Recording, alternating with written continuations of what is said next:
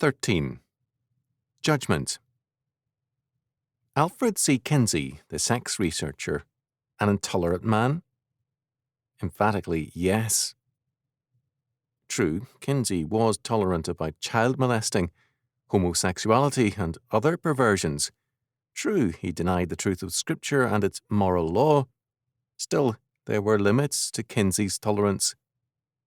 There was one thing he could not tolerate: beards. Even a small moustache was very displeasing to Kinsey. Fortunately for him, Kinsey died in August 1956, before the return of beards took place. Kinsey was an intolerant man because he made his own private tastes the ground of judgment, while setting aside God's law. Our Lord said, "Judge not, that ye be not judged," Matthew 7:1. The word judge can also be translated as condemn.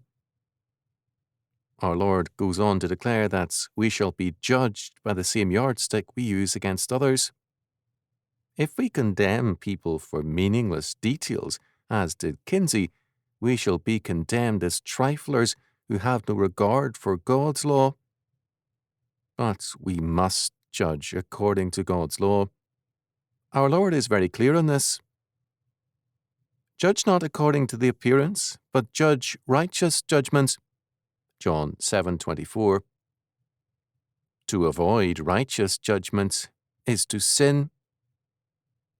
To use Matthew 7:1, judge not that ye be not judged, to prevent righteous judgment is to trifle with God's law and to incur his judgment.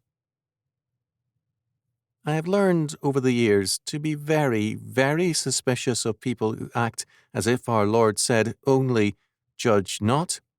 Such people are all too often hiding some sin and are badly in need of righteous judgment.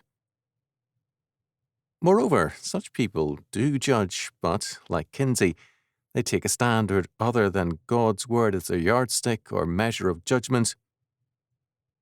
When we exalt a private taste into a measure or yardstick of judgment, we are playing God and are denying the true God.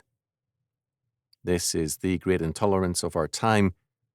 Man's way is made into law, and we are expected to conform to the whims of men rather than to the word of God. It is a sure road to disaster.